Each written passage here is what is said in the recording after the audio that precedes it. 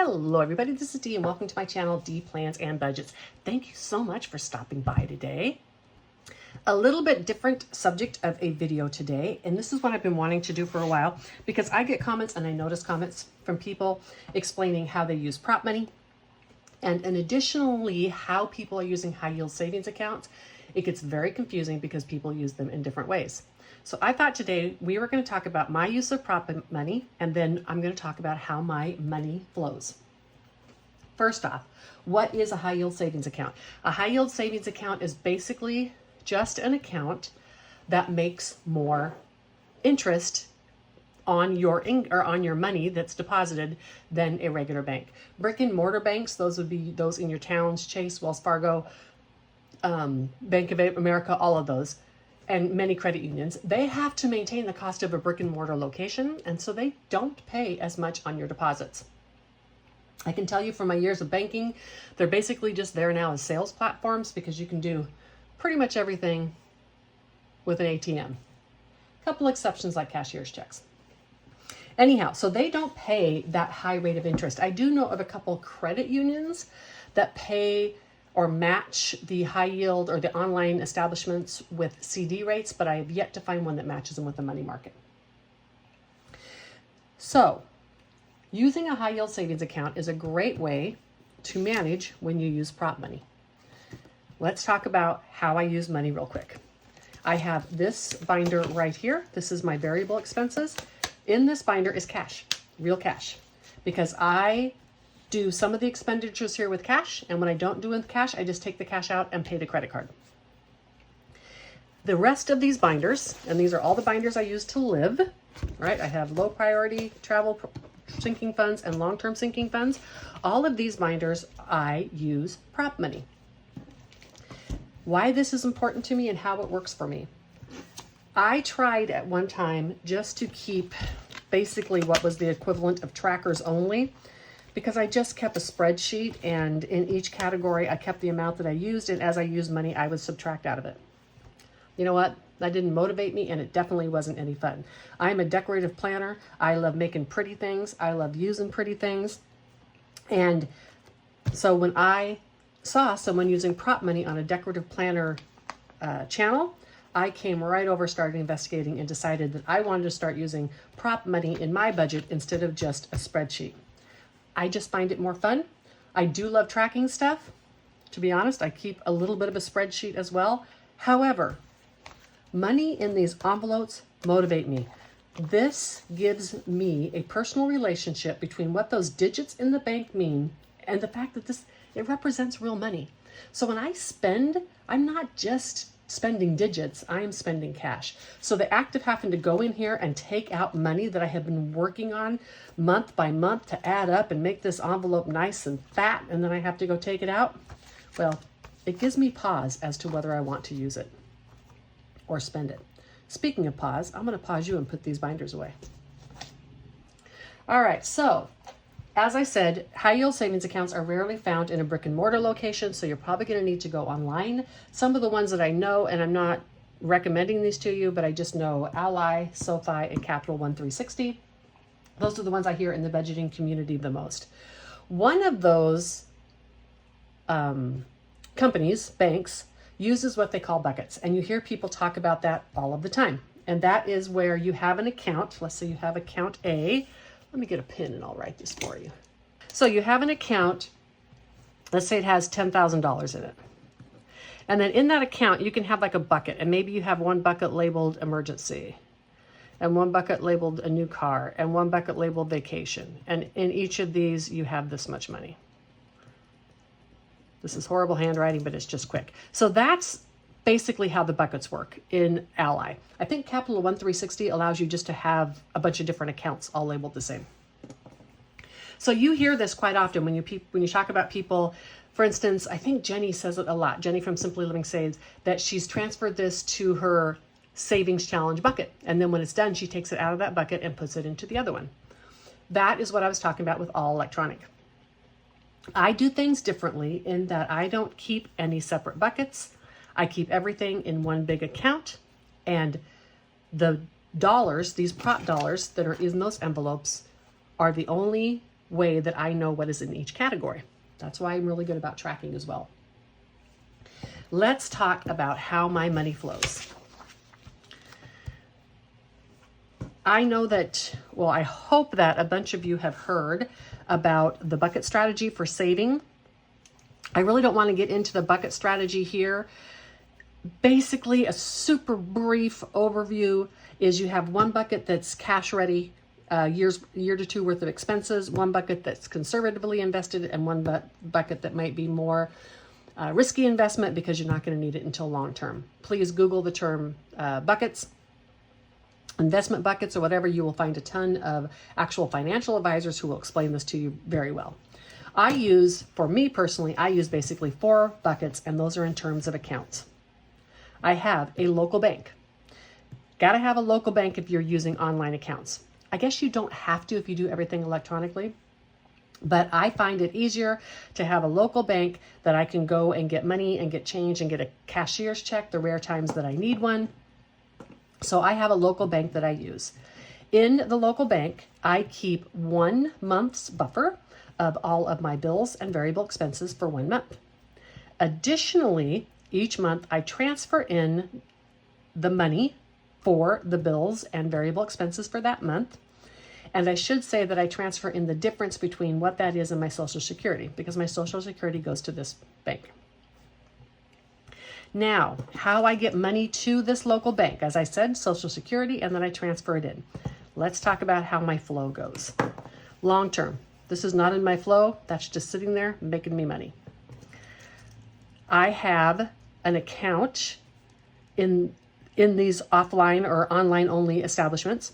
I have 401ks, IRAs, and these are all pre-tax. They are in CDs and money markets. A couple of things in bonds and T-bills, but that's different. But for the money flow we're talking about today, let's talk about what's in my online accounts in high yield savings accounts. Many people don't know you can have a high yield savings account and CDs for your 401ks and your IRAs. Not all establishments do it, but you can have it. This money has not been taxed yet. So what I do at the first of the year is I figure out how much money I am going to distribute to myself. I need to figure this out because the money that I disperse here is going to have an impact on my Affordable Care Act subsidy, and it's going to have an impact on my taxes. And so I figure out how much it is that I want to disperse. Then I disperse that amount divided by 12 on a monthly basis and move it to this account, which is my post-tax or my cash account. I can spend out of this account and not have it impact taxes. So for instance, I have 2 years worth of living expenses in here, and I have a little bit of leftover money from other years, and I can spend that if I need to, and it doesn't affect my taxes. A great example is I had money in here for the RV. When I had sold my RV years ago and the money I had saved, it had been sitting in a high yield savings account. So when I purchased that, I did not have to take money out of my retirement, causing me to go into a higher tax bracket. So it's important that you balance your post-tax money and your pre-tax money. At one time, for a couple of years actually, I was distributing my total amount for the year all in one lump sum. And I have stopped doing that for a couple of reasons. The main reason is I found that was giving me pause as to spending my money. When I would transfer the one lump sum in there and see it go down each month as I'm transferring and as I'm paying my credit card for my sinking funds, it was just giving me pause and was making me hesitant to spend money. The other thing is most times, I am totally under budget at the end of the year because I do my budget worst case scenario, and I do my investing worst case scenario. So when I make more money than I predicted and I spend less money than I predicted, I'm better off than what I thought. Therefore, a lot of times, like come November and December, I won't disperse that money because I don't need it, and that will save me taxes. So that is how my money flows. It goes from my 401k into my post-tax high yield money market, high yield savings account, and then a portion of that goes into my local bank. Now, local bank, as I said, is only my bills and my variable spending. My sinking funds are all in this, what I call one big account. The reason that I do that is, sinking funds, we build up, we build up, we build up, we spend. We build up, we build up, we build up, we spend. So at any time, I could have thousands of dollars sitting in here. While it's in the building phase, it is making me money. And I want to make sure and have my money make me money as much as it can, because that is just free money. How many times can I say money? Look, you smiling. Anyhow, so that is why I leave the sinking funds money in here. And at the end of the month, I transfer what I need into the checking account, and I pay the sinking funds portion of my credit card with that, or directly out of that checking account. And my variable part, whatever I put on my credit card and spending in cash, I pay that credit card out of this account. So it does cause me to make an extra credit card payment, but the fact that I don't have to do any other transferring back and forth is well worth that. So just a quick recap. It goes from this account, it's just over there really doing well, making me money. I'm watching it grow, yay. Future D is really happy she has this. So I have these 401ks and IRAs. They are pre-tax. I determine how much I'm going to take. I transfer on a monthly basis to this account. I then transfer my bills and variable expenses, the difference between the Social Security and what I need. I transfer that into my local bank, and I pay the sinking funds directly out of this account. So as you can tell, my flow is pretty simple. So when you hear people talk about, like, they'll go in and they'll replace some money with prop bills, and they say they have to then put that money into the high yield savings account. With me, I don't actually have to ever put it into the high yield savings account because it stays there, right? So that makes it really easy for me. Let's talk about how it would work a little differently if you were, say, working, or if I made, let's pretend I got way more Social Security than I needed or worked or whatever, and your pay is going into a local bank. Some people might be comfortable having it go into a digital only bank, online only bank. Some people want a local. But if you have, and if you're getting cash and denominations and stuff, you very well may have a local bank. So if you have your direct deposit going directly in there, then what you need to do is you need to transfer all the money that you're not spending and the money that you want to put in that high yield savings account. You have to transfer that into this. So you have cash, you replace it with prop bills, and then you deposit that into there. Because I don't ever take this out until I'm paying for my sinking funds, I do not have to do this step. So that is just a way that my money flows and how I use prop money to maximize the earnings in my high yield savings account and my high yield money market. Interest rates are going to start going down, and this is not going to be as profitable as it has been in the future. And I may take some of this and keep just 1 or 2 years worth of IRAs or 401ks in this account and invest the rest in other things. But for now, this is making enough money that I am happy. And the flow makes it very easy for me to manage my money. So these little guys down here, we're just talking about how I transfer and what those funds are. My emergency fund, I might say, my emergency fund is kept in my pre-tax money. I have 2 years worth of medical expenses and a home emergency fund, which is $20,000. I don't disperse that because if I'm not going to need to spend that, there's no reason for me to make taxes or lose subsidy on my affordable care insurance.